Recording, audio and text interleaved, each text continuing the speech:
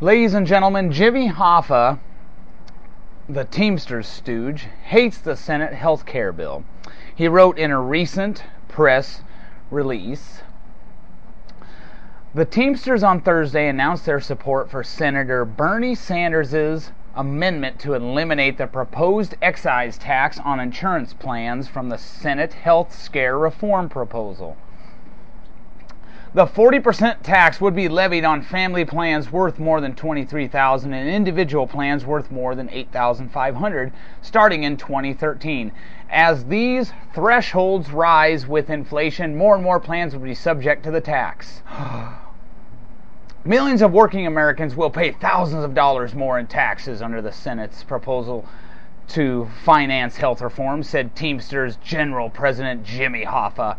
Millions will have their health care benefits cut, even if they don't belong to a union. Oh, he cares about the non-union people too. How nice.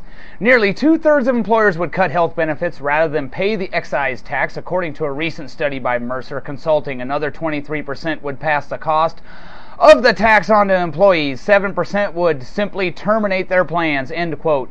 We have this too from another Teamsters stooge. Gary Willett, a member of Teamsters Local 730, spoke against the tax at a news conference with Senator Sanders. When we negotiated our contract with Giant Food, we gave up part of a wage increase to maintain our health benefits at the same level. My plan isn't a Cadillac plan.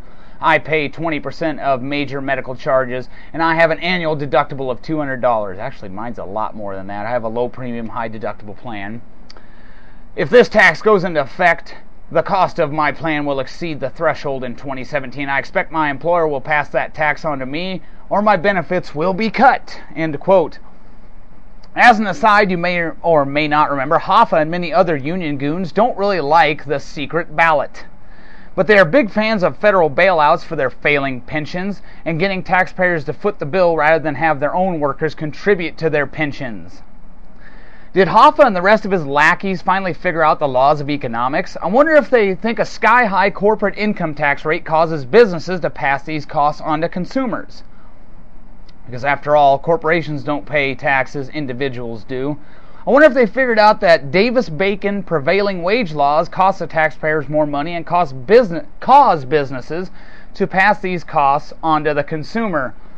So, we have a little pickle here. If I was a Republican senator, I might work with other Republican senators just to defeat this amendment, even though I don't think Cadillac health plans should be taxed just because they're a Cadillac plan. It's the whole soak the rich thing. But the union goons don't like this. So if I was a Republican senator, I might work with my cohorts to vote against this just so it doesn't pass, just so the union goons can then begin to pressure swing state Democrat senators to vote against the bill, because these union goons would torpedo the whole thing just for this. So that's why maybe there'll be some legislative chess match, if you will, going on here.